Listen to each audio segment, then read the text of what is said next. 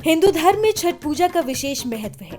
छठ पूजा का महापर्व भारतीय संस्कृति का अत्यंत पवित्र और आस्था से जुड़ा उत्सव माना जाता है। इस पर्व में सूर्यदेव और छठी मैया की पूजा का विशेष विधान है।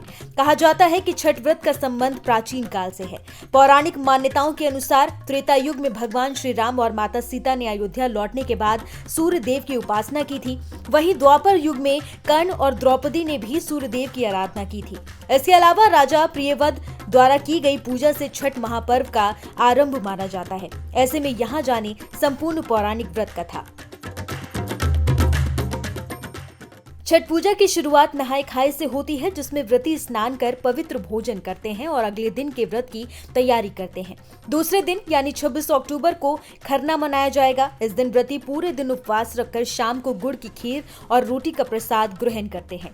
इसके बाद वो निर्जला उपवास रखते हैं, यानी कुछ भी जल या अन्न ग्रहण नहीं करते। तीसरे दिन यानी कि 26 अक्टूबर को संध्या अर्घ दिया जाएगा, जब व्रती नदी, तालाब या घाट पर सूर्यास्त के समय आस्थाचलगामी सूर्य को अर्घ अर्पित करते हैं। अगले दिन 28 अक्टूबर को उगते सूर्य को अर्घ देकर व्रत का समापन किया जाता है। यही छठ पूजा का सबसे महत्वपूर्ण क्षण माना जाता है। इस दौरान महिलाएं और पुरुष दोनों सूर्यदेव और छठी मैया से अपने परिवार की सुख समृद्धि की कामना करते हैं। छठ पूजा की एक और पौराणिक कथा राजा प्रियव्रत और रानी मालिनी से संबंधित है। कहा जाता है कि राजा प्रियव्रत के कोई संतान नहीं थी, जिससे वो बहुत दुखी थी। संतान प्राप्ति के लिए उन्होंने अपनी पत्नी के साथ महर्षि कश्यप के मार्गदर्शन में यज्ञ किया। यज्ञ के बाद रानी ने खीर का प्रसाद ग्रहण किया और गर्भवती हुई, लेकिन दुर्भाग्यवश एक मृत पुत्र को जन्म दिया। इस दुख से व्याकुल होकर राजा प्रियव्रत ने अपने जीवन का अंत करने का निश्चय किया। तभी उनके सामने एक दिव्य देवी प्रकट हुई, जिन्होंने कहा, मैं ब्रह्मा जी की पुत्री और सृष्टि की छठी शक्ति हूँ, इसलिए मुझे षष्ठी देवी या छठी मैया कहा जाता है। देवी ने राजों से कहा कि यदि वो उनकी आराधना करेंगे और दूसरों को भी इसके लिए प्रेरित करेंगे तो उन्हें संतान सुख अवश्य मिलेगा। राजा प्रियव्रत ने कार्तिक माह की शुक्ल पक्ष की षष्ठी तिथि को देवी षष्ठी की विधिवत पूजा की। परिणाम स्वरूप उन्हें एक पुत्र की प्राप्ति हुई। तभी से इस दिन छठी मैया की पूजा करने की परंपरा शुरू हो गई। हम पूरा साल इंतजार करते हैं। इसका हमारा एक इमोशन जुड़ा हुआ है, हमारी फीलिंग्स जुड़ी है, हमारा कल्चर सब कुछ, मतलब बता नहीं सकते। हम पूरा साल इंतजार करते हैं इस दिन का, दिल से इंतजार करते हैं। और हम दिल्ली से आए हैं। मज़ा नहीं आता है वहाँ पे हमें, वो जो यहाँ मज़ा आता है ना बिहार में, पटना में, वो अलग अलग, सब अलग अलग। ये रांची से हैं, ये आसाम से हैं, हम दिल्ली से हैं, और हम लोग को यही मज़ा आता है और बहुत अच्छा लगता है। बिहारियों के लिए ये छठ पर्व क्या मायने है? बहुत ज़्यादा हमारा इमोशन है ये। नाम से, छठ के नाम से, छठ के गीत से आंखों में आंसू आता है हमारे। मैम कुछ छठ पूजा के बारे में बता दीजिए। छठ एक नेचर को किया हुआ पूजा है। हम नेचर को धन्यवाद देते हैं जो भी वो हमें देते हैं। हम सूर्य की पूजा करते हैं, हम जल की पूजा करते हैं, हम प्रकृति की पूजा करते हैं। हम प्रकृति को धन्यवाद देते हैं और बदले में हम उनसे मांगते हैं कि प्रकृति हम सबके जीवन में खुशहाली दे। हम सबको, हम पूरे परिवार के लिए, पूरे देश के लिए, पूरी दुनिया के लिए मांगते हैं प्रकृति से। छठ के लिए क्या बधाइयाँ लोगों को देंगे? छठ के लिए अच्छे से हो जाए। छठ के लिए यही बधाई देंगे कि छठ अच्छे से कीजिए, गंदगी मत फैलाइए, और हमारा व्रत है, पूजा है, उसके हिसाब से कीजिए। अपना नाम? स्वाति। आइए अब पूछता हूँ, कितना इंतजार रहता है इस पल का? बहुत इंतजार रहता है, बहुत। कहाँ से आए हैं आप? हम तो यहीं किए हैं, पटना किए हैं। पटना से हैं। हाँ पूरे साल लोग इस पर्व का इंतजार करते हैं। हाँ जी। इतना इमोशन जुड़ा हुआ होता है। इमोशन तो है ही, सबका है। यदि ये इमोशन ही तो है, आप भीड़ देख के पता लगा सकते कि इमोशन ही है। आप क्या कह सकते हैं इसके बारे में कि आप ये बच्चा, हाँ देखिए, बूढ़े बच्चे जवान सभी कर लेते हैं, इसमें सबका सहयोग रहता है, तो इमोशन ही तो है ये। छठ ही ऐसा पर्व है हाँ। जो डूबते सूरज को भी अर्घ और दिया रहता है और उगते हुए सूरज का। कितना वो जो फीलिंग है वो उसको कैसे बयां कीजिएगा आप?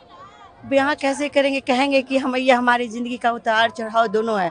आप इसे रिलेट कर सकते हैं कि आप, यदि आप नीचे हो रहे तो डरिए मत, उत्साह के साथ ऊपर उठिए, है ना, यही है। एक बिहारी के रूप में छठ की बधाइयाँ लोगों को कैसे दे रहे हैं? यही कि आप अच्छे से रहिए, नेचर का केयर कीजिए, लोगों का केयर कीजिए, है ना, और क्या है, बस ऐसे ही। क्या नाम हुआ मैम? रीना सिंह। छठ पूजा का महत्व है कि ये स्वास्थ्य के लिए करते हैं। हमारी जो पुरानी परंपरा है वह स्वास्थ्य पर ही बना हुआ है। आज हम लोग उसी का पुनरावृत्ति करते हैं ताकि हम लोग स्वस्थ रहें। सूर्य भगवान जो है जो सदा हम लोगों को आशीर्वाद देते रहे, यही हमारी कामना है। जी, अपना नाम पहले। मेरा नाम निशा रानी है। मैं यहीं से रहती हूँ। ये मेरे चाचा जी चाची जी हैं, ये छठ पूजा कर रहे हैं। हम लोग बैंगलोर से आए हैं यहाँ इसमें शामिल होने के लिए पूजा में, और इस पूजा का बहुत बड़ा अपना महत्व है। ये सूर्य भगवान ही एक ऐसे भगवान है जिनको हम लोग प्रत्यक्ष रूप से दर्शन करते हैं। तो बस यही है, सब भगवान का हम लोग कोई रूप नहीं है, लेकिन इनको हम लोग प्रत्यक्ष देख सकते हैं। ये महत्व है इस पूजा का, जिनको हम लोग 4 दिनों से बहुत नियम कानून से सब चीजों का पूजा पाठ इसमें किया जाता है। मेरा नाम मान्या सिंह है। I am from the US. This is my first time seeing Chhath Puja and my first time coming to Gaya to see Chhath. क्या अनुभव हो रहा है छठ पूजा में शामिल होकर? Feelings, how you are feeling? I'm enjoying it very much to see the background of my own culture. Since this is my first time, I'm seeing a lot of background from Choti Nani. I'm enjoying it a lot and I hope to see it continuing on. Tell something about Chhat Puja. What do you know? It's a festival of 4 days to honor the God of Sun. Bedi मतलब बनाई जाती है छठ माँ की पूजा के लिए। अब यहाँ जगह कम होती है तो 2 दिन पहले हम लोग आकर के बना लेते हैं इसको। अब माँ की घर में हमारी महिलाएं जो है कि नहीं व्रत रहती हैं, खरना का और फिर संध्या का व्रत रह करके उसको बड़ी धूमधाम से और इतनी सफाई से इसमें तैयारी होती है कि बड़ी मेहनत करनी पड़ती है छठ माँ की पूजा के लिए। और हमारे यहाँ छठ माँ की बहुत महत्व मतलब विशेषता है। पौराणिक मान्यताओं के अनुसार त्रेता युग में भगवान श्री राम के अयोध्या लौटने के बाद छठ व्रत की शुरुआत हुई। लंकापति रावण का वध करने के बाद श्री राम को ब्रह्म हत्या का पाप लगा था। इस पाप से मुक्ति पाने के लिए उन्होंने ऋषि मुनियों से उपाय पूछा। तब ऋषि मुग्दल ने उन्हें कार्तिक शुक्ल षष्ठी के दिन सूर्य देव की आराधना करने का निर्देश दिया। श्री राम और माता सीता ने 6 दिनों तक मुग्दल ऋषि के आश्रम में रहकर विधि विधान से सूर्य देव की पूजा की। तभी से ये परंपरा लोक आस्था में छठ पर्व के रूप में मनाई जाने लगी। द्वापर युग में भी छठ व्रत का विशेष महत्व रहा है। मान्यता है कि जब पांडव कठिन समय से गुजर रहे थे तब द्रौपदी ने छठ व्रत रखकर सूर्य देव से अपने परिवार के कल्याण की प्रार्थना की थी। उनकी भक्ति और श्रद्धा से प्रसन्न होकर सूर्यदेव ने पांडवों को शक्ति और समृद्धि का आशीर्वाद दिया। दूसरी ओर दानवीर कर्ण को सूर्य उपासना का प्रथम साधक माना जाता है।